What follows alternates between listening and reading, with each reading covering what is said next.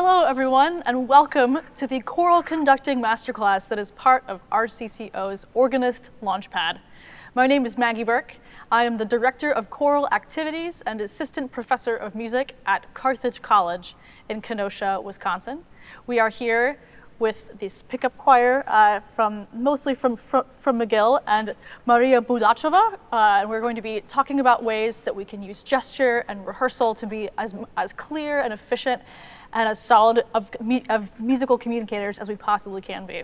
So to start things off today, I'm going to talk about some sort of basic setup things for you in terms of gesture, in terms of positioning. Then we're going to talk about breathing. We're going to talk about inspiring that energy from your ensemble. And then we're going to move into how gesture can be most effective in a rehearsal setting and how to give feedback that's going to be really, really efficient for you and clear for your choir. So to get started, I'd like you to, wherever you are in the world, in Canada or elsewhere, wherever you are, find a standing position that's going to be really, really easy and effective for you. It's also going to inspire excellent positioning from your ensemble. So I like to think about this in terms of body mapping. I start by finding my feet squarely on the floor, your knees over your ankles, your hips over your knees, your shoulders over your hips, and then this final one, your AO joint, which is this part of your jaw, the hinge you can feel right here, right in the middle of your head, that joint over your shoulders. And I always ask my choirs, where does your spine meet your skull? And most often they point here. But actually, your spine meets your skull right in the middle of your head right here. And as a conductor, this means a lot for us in terms of balancing and inspiring healthy positioning of our singers. So keeping this alignment right here is really important. Moving on to our hands. So hand position for us, again, this is a basic thing. I'm sure you've thought about it a lot in your life. But how we show our hands to our ensembles can either inspire freedom or tension. So I often hear people say, give a handshake, and then turn your hand over, and that's the accurate hand position for conductors. However, handshake can mean a lot of different things to a lot of different people. If you are a person who has a really bold handshake, tense, you're going to find some interesting positions in the hands with that. Or if you prefer a more gentle handshake, you may have some sort of wrist floppiness that when you turn it over, you get sort of a claw effect. I have a solution for this. If you take a pencil, put it in between your 3 fingers and then your 2 fingers on the outside like this, let it rest and let it dangle, practice like this. Get this easy, natural hand position, which again, is engaged, but not tense. And it's not wimpy either with this sense. Balance that pencil in there. And as you practice like that, you'll find yourself having a really free, even, and welcoming hand position for all conducting. So with that, with those things in place, again, alignment all the way up from the floor, all the way up here to this AO joint, over your shoulders, hands ready, right here. The next thing to think about is where in the vertical plane your hands are going to be. If we're playing the organ a lot of times we find ourselves in a position that's perhaps a little bit more unintentionally kind of closed in a sense. Hopefully not, but sometimes depending on your manuals and your console, we can kind of get in that closed down habit. I like to think of it as what I call pit space. So finding some space right here so it's not like Frankenstein's monster walking around conducting, but it's also not this kind of tense space. So pit space, being free, finding that alignment, here, here, and then here to this nice ready position, okay? And again, you've probably been thinking about this your whole life, and if you haven't been, these basic things are going to make a huge difference for your choir in terms of the level of freedom you're gonna get from their singing and the level of musicality that you can inspire, because so much is already in place about your alignment. And no one else is thinking about anything other than what your hands are doing, what your face is showing, and what you're saying, okay? So with this all in place, the next thing that we need to talk about is how do you train your choir to watch you? Oof, this is always a fun thing. So you probably already have a warm-up routine in place, which is awesome. I would recommend, keeping it grounded in vocal pedagogy, using a lot of exercises like rolled R's and V's and closed, occluded warm-ups to start, opening up, gradually inspiring a range extension. But then once you finish the sort of vocal warm-ups, I would always advocate for you to do a watching warm-up. Choir, we're gonna do a watching warm-up so you can get a sense of this. So even spending 30 seconds on this, you are training your choir to respond to your gesture, okay? So choir, this is a D natural. Ooh, basses, can you hum it for me? Tenors a fifth. Altos, sopranos third. We're gonna sing ma, ma, mi, mo, mu. Just respond to what you see. Ma, me, mi, mo.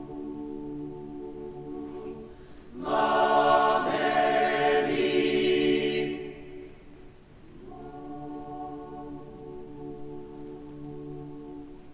Ma, me, mi, mo, etc. You can work other things in the course of this exercise, right? You can work, I chose pure Latin vowels, ma, me, mi, mo, mu. You can choose whatever syllable you want. You can work consonants, ka, ke, ki, ko, whatever it is. But if you spend 30 seconds on getting your choir to watch you, that is giving them the sort of visual vocabulary for making sense of what you're gonna do with your hands. So, worth that extra 30 seconds every single time.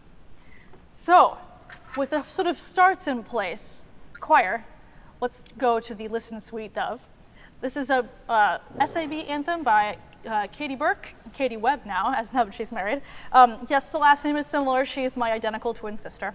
And we want to thank Selah Music Publishing for letting us use this work today in this masterclass. And this is a piece vaguely based on the Veni Creator chant. It's really great for Pentecost. So, choir, I'm going to start by having us sing a little bit of this. And I'm going to give you some problems, some ideas that I often see in conductors who maybe haven't had a lesson in a while or haven't had a class in a while. And I'm going to try things two ways. I'm going to show you the way that I often see it done and then a kind of a solution to make that more efficient or more musical.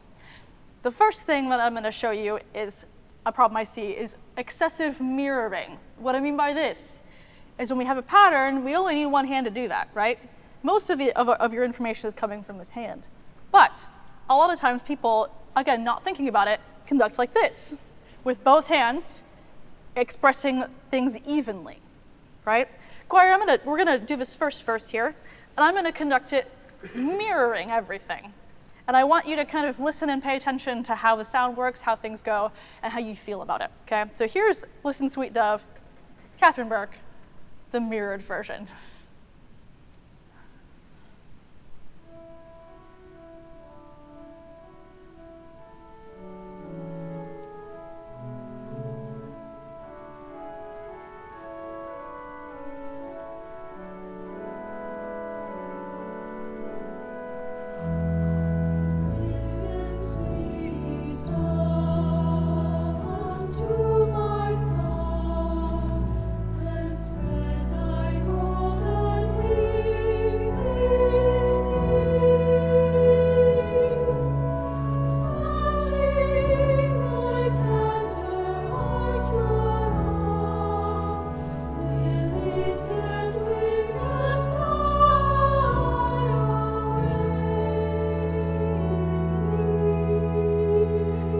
Right there. So, when your choir only sees mirroring, it was fairly clear in terms of the gesture, in terms of, when things were supposed to happen. But we lose so much expressive potential when all we see is this. Also, because you're asking them to essentially watch 2 points of ictus, that point of musical impulse. When you're spread out like this, you could be asking them to literally split their vision and make them cross-eyed to try and see what you're doing. So, as you think about this, and if you say to yourself, oh, I actually mirror quite a bit, most of us do until we actually think about it. Use your, and again, if you're left or right hand dominant, fine, whatever hand. I'm right hand dominant, so I'm gonna use my right hand.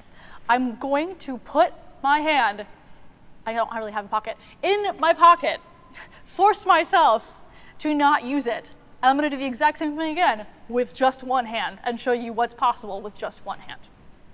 Here you go, choir. Right where they come in, I think. Listen, maybe. Listen, sweet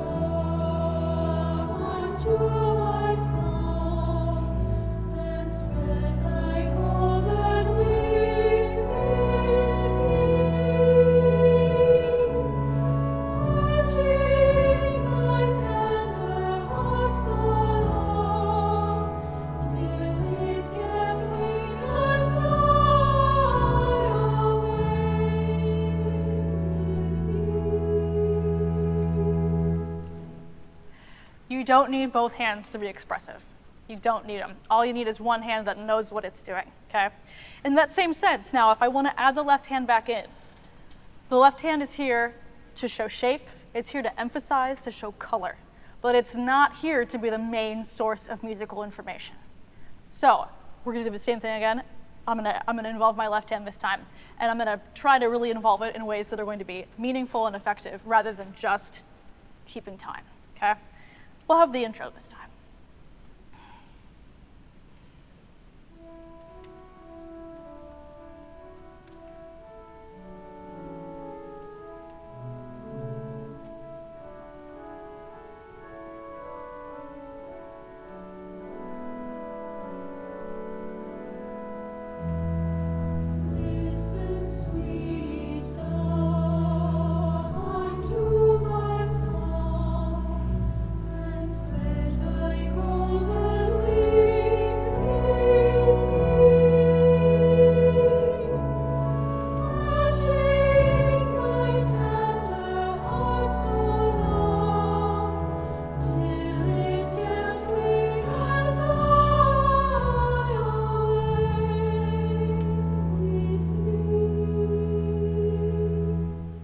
Then we have a beautiful decrescendo, we have a consonant, we have all these little things that you can do to show the composer intent to excavate what's behind the score in that sense. Great, thank you choir, lovely, lovely job. The next kind of musical conducting problem that I tend to see is people conducting too big. This comes from a place, I think, of really excellent musical intent. We're really musical people and we want to show that we're musical. However, sometimes our bodies tend to get in the way of that musicality if we overconduct. So choir, we're going to now turn to the next verse, tenors and basses. You get your turn. And I'm going to show you what I tend to see with a lot of people, especially people who are trying really hard to inspire their choirs, are trying really hard to share their musical energy with choirs, and how it can sometimes get in the way. So we're going to start at bar 14, choir. And tenors and basses, respond to what you see. That's all I'll say. Okay.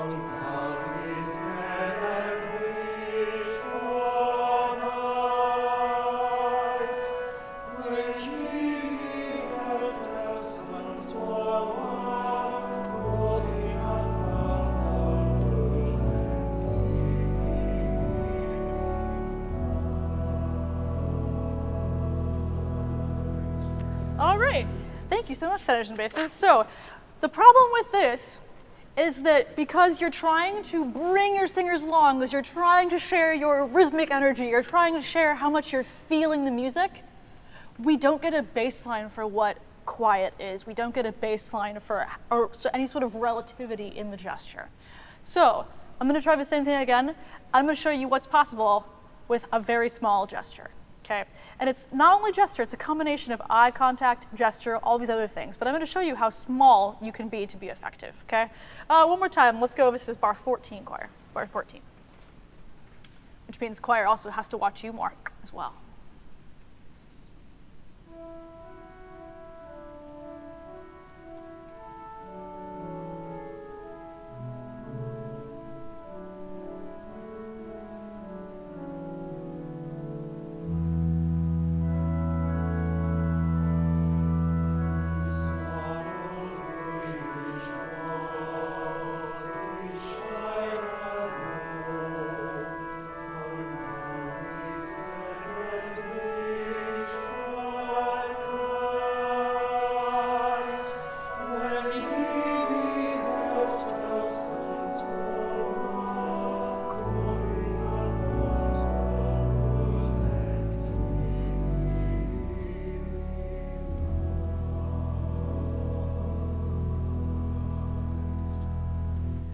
You don't need to be huge. You don't need to overconduct. You don't need to do the work for them. Let them come to you. And as I said this right before we started to sing, the smaller that you are, and sometimes in a sense, again, I'm not saying conduct like this all the time, but if you have a smaller gesture, your choir who's looking at the music and then back at you and back at the music has more reasons to look at you because they can't necessarily just predict what you're going to do all the time, okay? In that sense. Really nice. Thank you so much, tenors and basses. Okay, then the last thing I wanted to talk about is a fairly obvious thing that most of you are going to be like, well, duh. I just wanted to bring it up because it is really important to think about the connotations of what actually it means. And that is not knowing your music well enough and then staring at your score. So it seems, again, like a really simple thing, but I've recently seen a whole lot of people who are really musical people and really, really excellent musicians who just miss opportunities because they're too worried about a transition or too worried about something. So, choir, we're gonna start at bar 28. Now I'm gonna stare at the score. And I want you to do the best you can with getting basically only tempo information from me, okay? Here we go, this is bar 28. Really working hard to count those eighth notes.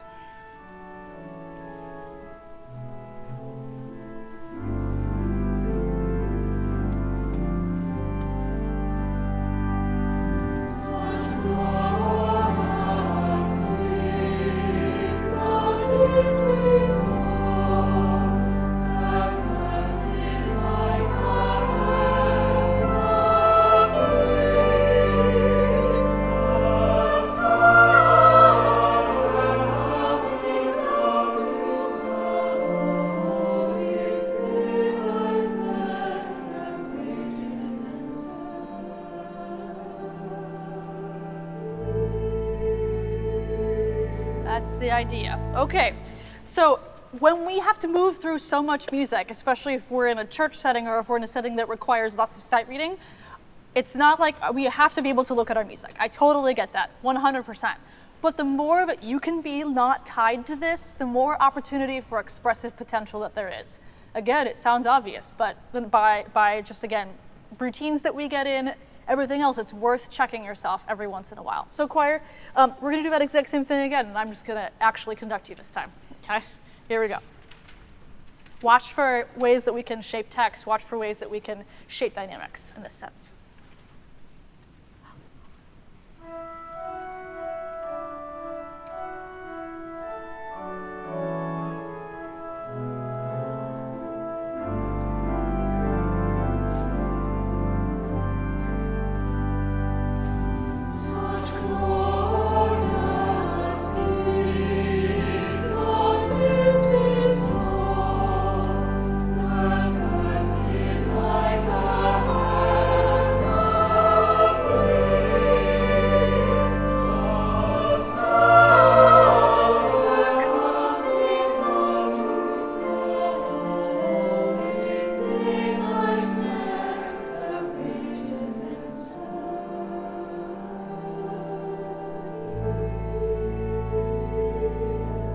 Nice job, you guys.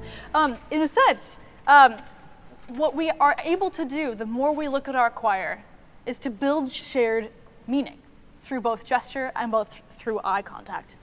For instance, if you're staring at your score for such glorious gifts, you can be feeling it so intensely within yourself and your own musical energy.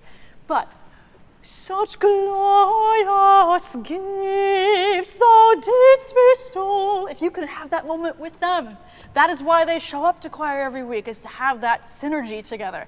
And the more often we can do that as conductors, the better it's going to be for our choirs. Choir, I'm gonna change my gesture a little bit this time, and I would like to see if you can pick up on the change. I'm not even going to tell you what it is. I'm just going to change it and see if you can figure it out. Can we go right at bar 30, please? Right at bar 30. Oh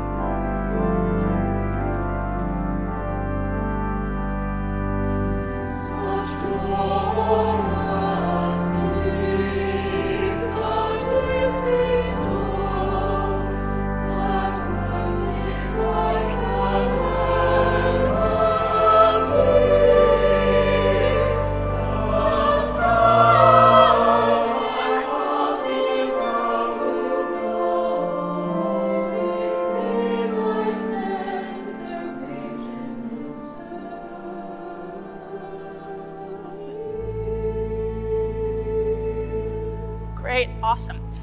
So I didn't even know what I was gonna do before they started singing. What I was trying to do was adjust my gesture to what I was hearing.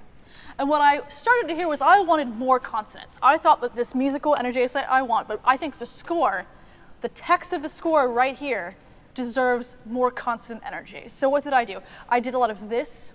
I kept my gesture kind of close to my face to emphasize this forward kind of diction space with our bilabial consonants, with our lips, the teeth, tip of the tongue, articulators.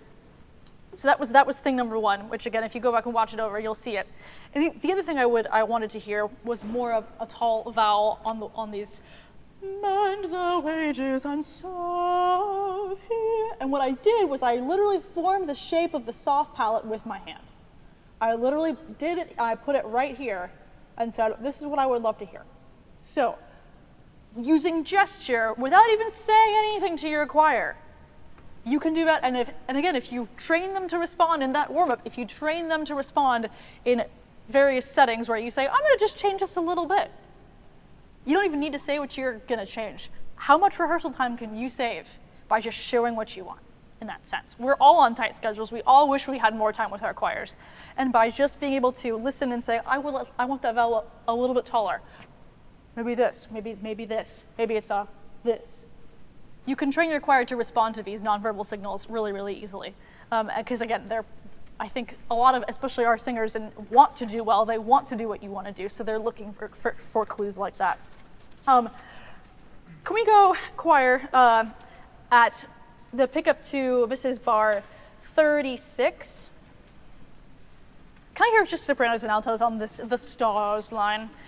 I'm doing this because I heard some funny pitches in here, and I want to see if I can demonstrate how I would go about using gesture to kind of help us fix it, even things like intonation here. So, the stars, here we go, ready? And the stars were coming down to know. Yeah, so let's try that again, and I'm gonna hold one note, okay? Ready? And the stars were coming down to know.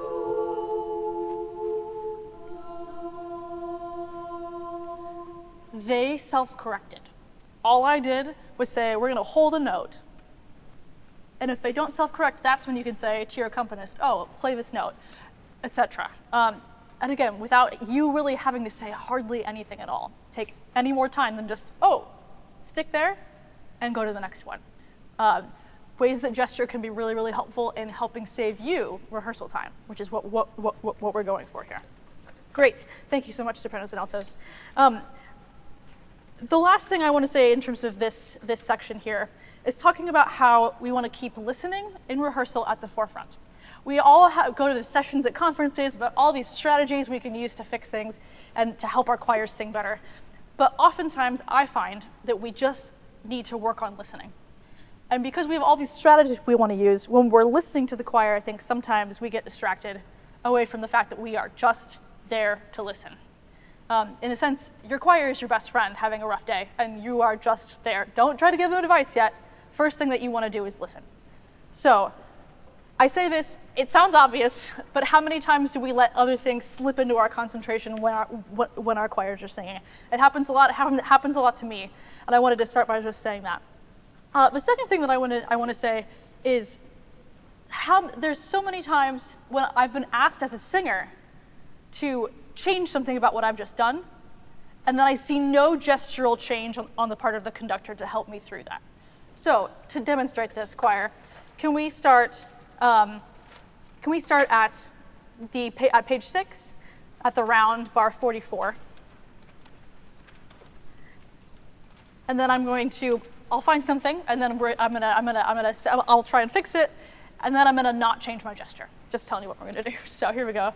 This is, can we start maybe at 42, please, Maria? Somewhere in that vicinity.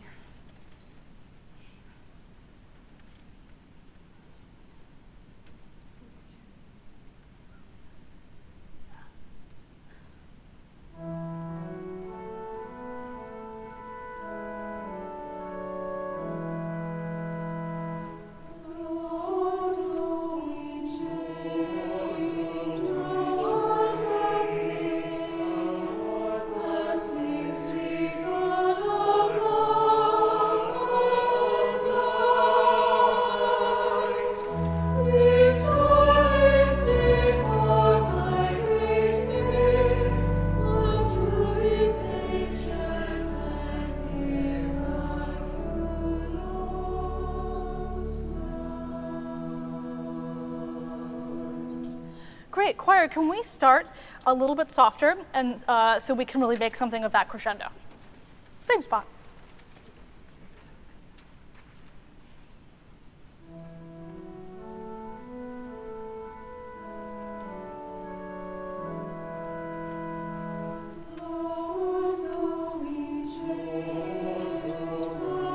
Get the idea. They sang softer because they're lovely human beings, but I showed no difference in my gesture, and that's normally when people say, oh, sopranos, I said it should be quieter. You said it, but did you show it, is the question. And again, it's about saving yourself time in rehearsal. It's about training your choir to respond to your gesture. So the more that you can back up your feedback to them with a gestural suggestion, the more efficient and clear you'll be. I'm going to show that now with something perhaps a little bit more difficult to show. Can we try, this is choir, top of page 7. I would love us to unify these vowels. Unto his ancient and miraculous. I'm going to have you hold different syllables in this moment. Unto his ready and. Unto his ancient and miraculous.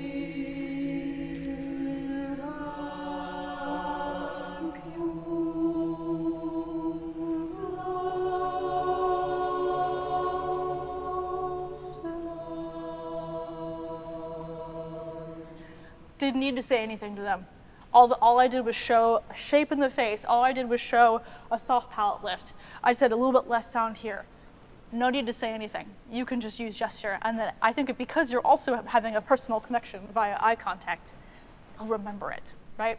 And then as soon as you cut them off, you say, great listening. Loved your vowel on this note. Loved your vowel on this note. Because they'll remember that feedback and you won't have to go back and do it again when you have that personal connection in that exchange there. I also want to say too, modeling. If you're not a confident singer, that does not mean that you can't model. What do I mean by that? Let's take the word miraculous in that sense. It's a bit of a weird word to sing. A lot of times our default is miraculous, and if you don't want that, say if you want miraculous, but you don't want to sing it, you can still speak it. Miraculous light. If your life is as an organist and you don't want to sing in front of people, totally get it, totally understand.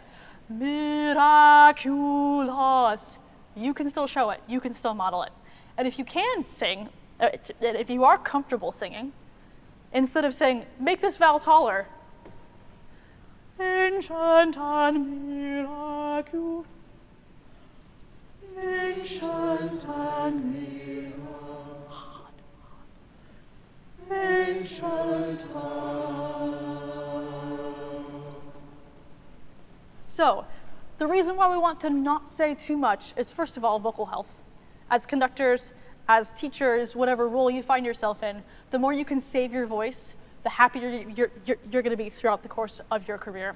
Also, we want to have them singing, not you talking, as much as possible. So the more onus you can put on your ensembles to do the work, the happier everyone is going to be, because again, they're here because they want to have that experience. One other thing that I would like to say, can you sing that line again, please, choir? I'm gonna show you 2 ways to give feedback. Ancient and tension bass ready and ancient and miraculous Lord. So oftentimes, if you hear something that is not in your aligned sound world, for instance, I think sometimes, especially when it comes to intonation, this didn't happen just now, but it happens a lot. Say, altos, that was flat. The problem with saying altos, that was flat, sure, you may have identified the problem. It doesn't acknowledge the human part of this. The altos are not trying to sing flat. The sopranos are not trying to be sharp. The basses are not trying to do this. It's a vocal technique thing. And so when you give feedback, especially to amateur singers, this applies slightly less to pros, but it's still, the human part is still there. Instead of saying, altos, you're flat, give a pedagogical solution to solve the problem. Say, altos, spin the air a bit faster here so that we can keep the integrity of the pitch. It's a few more words for you, but for your choir, they have a solution now to a problem instead of just being told they're wrong. And the psychology of that can do wonders for a rehearsal room, especially if people are used to being told, that's wrong, that's flat. Why is it flat? Generally it's a breath issue, generally it's a placement issue. See if you can locate the issue, embed it into your feedback. Basses, can you brighten the sound here more? It's sitting a little bit low. Tenors, it's a little bit, it sounds a little bit angry, can you sing it a little sweeter? Those little things, give them something to do that is a positive solution, rather than just saying, that's wrong, do it again. And again, it's a habit that we can find ourselves in at any point in our life and career. And at some point, if you try that and then it's still wrong, then you can say, okay, sopranos, that E flat is on the low side of the pitch. Can you adjust this? But it's always a conversation. It's always you honoring the human part of them that is trying to sing the note in tune as best as they can. So that is a really important thing to keep in mind in terms of feedback. So I hope I've given you a few ideas for how to use gesture in your rehearsals, how to give feedback that's going to be really meaningful for your choirs, and how to explore body position perhaps in a new way. We hope you join us for part 2 of this RCCO Organist Launchpad Masterclass, where we'll talk about console conducting from the organ.